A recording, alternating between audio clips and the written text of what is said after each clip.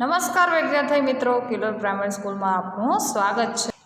વિદ્યાર્થી મિત્રો, આપણે અગાઉના વિડીયોમાં ધોરણ 7માં પાઠ 1 ભણી ગયા રાજપૂત યુગ અને તેના નવા શાસનો અને રાજ્યો વિશે। આજે આપણે તેનો સ્વાધ્યાય કરીશું। પ્રશ્ન નંબર 1 કે નીચેના પ્રશ્નના ઉત્તર એક વાક્યમાં લખો। એમાં પ્રશ્ન નંબર 1 છે કે રાણીની વાવ કોણે બંધાવી હતી? તો આપણે પાઠમાં ભણી ગયા કે રાણીની વાવ ઉદયમતીએ બંધાવી હતી। પ્રશ્ન નંબર 2 કે ચૌહાણ વંશના શાસકો આરંભમાં ક્યાં શાસન કરતા હતા? એટલે કે એ શરૂઆતમાં કઈ જગ્યાએ તેમનું શાસન કરતા હતા? તો ચૌહાણ વંશના શાસકો આરંભમાં સાંભર સરોવર નજીક સાંગભરી નામના સ્થળે તેમનું શાસન કરતા હતા। પ્રશ્ન નંબર 3 અણહિલવાડ પાટણની સ્થાપના કોણે કરી છે? તો આપણે પાઠમાં ભણી ગયા કે અણહિલવાડ પાટણની સ્થાપના વનરાજ ચાવડાએ કરી છે। પ્રશ્ન નંબર 4 કે વાઘેલા વંશનો છેલ્લો શાસક કોણ હતો? તો વાઘેલા વંશનો છેલ્લો શાસક કર્ણદેવ વાઘેલા હતો। પ્રશ્ન નંબર 2 એમાં 2 વિભાગ પડે છે, અ અને બ। તો આપણે પહેલાં અ જોઈશું। અ ટૂંક નોંધ લખો। પહેલું રાજપૂતના ગુણો। તો આપણે તેના જવાબમાં લખી શકીએ કે રાજપૂતો બહાદુરો હતા, એટલા જ તેઓ ટેકીલા પણ હતા। આપેલ વચન પ્રાણને ભોગે પણ પાડતા, એટલે કે પ્રાણ જાય પણ વચન ના જાય। દુશ્મનને પીઠ બતાવવા કરતાં તેઓ મૃત્યુને વિશેષ પસંદ કરતા। તેઓ ગૌ બ્રાહ્મણ પ્રતિપાલક હતા અને શરણે આવેલાનું તેઓ કોઈ પણ ભોગે રક્ષણ કરતા હતા। લડાઈમાં તેઓ અધર્મ આચરતા નહીં, તેમ કે ધર્મથી જ લડાઈ કરતા હતા। પ્રશ્ન નંબર 2 કે રાજપૂત યુગનું વેપાર વાણિજ્ય કેવું હતું? તો આપણે તેના જવાબ લખીશું કે રાજપૂત યુગમાં વાણિજ્ય વ્યવસ્થા ઉપર દેખરેખ રાખવા માટે એક અલગ જ વિભાગ હતો। આ વિભાગ વિદેશ ખાતાના વેપાર ઉપરની જકાત વસૂલ કરવાની, વસ્તુઓનું મૂલ્ય ઠરાવવાની અને રાજ્યમાં ઉપયોગી થતી વસ્તુઓ મંગાવવાની વગેરે વ્યવસ્થા કરતો હતો। મુખ્ય કર જમીનની ઉપજનો 6ઠ્ઠો ભાગ, એટલે કે જે કર લેવામાં આવે એ જમીનની ઉપજમાંથી જે થાય એનો 6ઠ્ઠો ભાગ લેવામાં આવતો હતો। રાજપૂત યુગમાં જમીન પરનો કર એટલે કે ભાગ નામે ઓળખાતો હતો। આજે પણ જમીન ઉપર કર લેવામાં આવે છે અને બંદરો અને નાકા ઉપર તથા સિંચાઈ ઉપર પણ કર ઉઘરાવવામાં આવતો હતો। હવે આપણે તેનો પ્રશ્ન નંબર 2 નીચેના પ્રશ્નના ઉત્તર લખો। તેમાં પેટા પ્રશ્ન 1 છે કે ઉત્તર ભારતના કોઈ પણ 3 મુખ્ય રાજવંશોના નામ જણાવો। તો આપણે તેના જવાબમાં લખીશું કે ઉત્તર ભારતમાં કનોજમાં ગઢવાલ વંશ, બુંદેલખંડમાં ચંદેલોનો વંશ, માળવામાં પરમાર વંશ, અણહિલવાડમાં ચાલુક્ય એટલે કે સોલંકી વંશ, ડાહલનું ચેદી વંશ, સાંગભરીનું ચૌહાણ વંશ અને દક્ષિણ રાજસ્થાનમાં ગોયલ વંશના રાજાઓનું શાસન મુખ્ય ગણાતું હતું। પ્રશ્ન નંબર 2 દક્ષિણ ભારતના કોઈ પણ 3 મુખ્ય રાજવંશોના નામ જણાવો। તો દક્ષિણ ભારતમાં ચાલુક્ય, રાષ્ટ્રકૂટો, પલ્લવ, ચોલ, પાંડ્ય, ચેર જેવા રાજવંશો મુખ્ય રાજા ગણાતા હતા।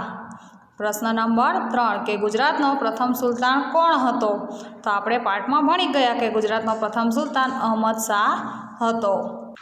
પ્રશ્ન નંબર 4 કે રાજમાતા મિનળ દેવીએ પ્રજાના કલ્યાણ માટે કયા કયા કાર્યો કર્યા હતા? તો રાજમાતા મિનળ દેવી પ્રજા કલ્યાણ માટે ઘણા બધા કામો કરતા હતા।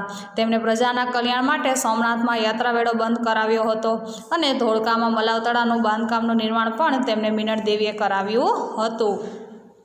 પ્રશ્ન નંબર 3 એમાં 2 વિભાગ પડે છે, અ અને બ। એમાં અ નીચે આપેલા વિકલ્પોમાંથી સાચો વિકલ્પ શોધીને ઉત્તર લખો। વિકલ્પ નંબર 1 કે ઉત્તર ભારતમાં કયા રાજાના અવસાન બાદ નાના નાના રાજ્યો સ્વતંત્ર થયા, એટલે કે કયા રાજાનું મૃત્યુ થયું એના પછી નાના નાના રાજ્યોમાં વિભાજિત થઈ ગયું હતું? આપણને ઓપ્શન આપ્યા છે, એ પુલકેશી બીજાના, બી હર્ષવર્ધનના, સી મિહિર ભોજના અને ડી અશોકના। શું જવાબ આવશે વિદ્યાર્થી મિત્રો? હા, બી હર્ષવર્ધનના મૃત્યુ પછી ભારતમાં નાના નાના રાજ્યોમાં સ્વતંત્ર થઈ ગયું હતું। બીજો વિકલ્પ બુંદેલખંડનું રાજ્ય પાછળથી કયા નામે ઓળખાયું હતું? એ જેજાકપુક્તિ, બી ઉજનીય, સી પ્રતિહારો અને ડી ચાલુક્ય। હા, તો બુંદેલખંડનું રાજ્ય પાછળથી જેજાકપુક્તિના નામે ઓળખાયું હતું, એટલે જવાબ આવશે એ। ત્રીજો વિકલ્પ માળવાના પરમાર વંશના શાસકોમાં નીચેનામાંથી કોનો સમાવેશ થતો નહોતો? એટલે કે પરમાર વંશના જે રાજાઓ હતા એમાંથી નીચેના 4 ઓપ્શનમાંથી કયા રાજાનો સમાવેશ નહોતો થતો? એ કુમારપાળ, બી ભોજ, સી સિયક અને ડી મુઝ। શું જવાબ આવશે વિદ્યાર્થી મિત્રો? હા, એ કુમારપાળ. કારણ કે સિયક, ભોજ અને મુજ પરમાર વંશના શાસકો હતા, પણ કુમારપાળ પરમાર વંશનો શાસક નહોતો. વિકલ્પ નંબર 4, 8મી સદીના બંગાળમાં કયા વંશનું શાસન હતું? એ ચંદેલ વંશનું, બી પરમાર વંશનું, સી પાલ વંશનું અને ડી પ્રતિહાર વંશનું. હા, શું જવાબ આવશે? પાલ વંશનું. બંગાળમાં પાલ વંશનું શાસન હતું. વિકલ્પ નંબર 5 કે રાણીની વાવ કયા વંશના શાસનકાળમાં બનાવવામાં આવી હતી?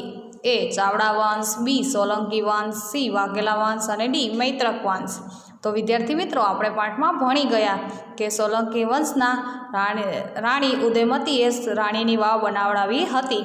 એટલે જવાબ આવશે બી સોલંકી વંશ. સોલંકી વંશના શાસનકાળમાં રાણીની વાવ બનાવવામાં આવી હતી.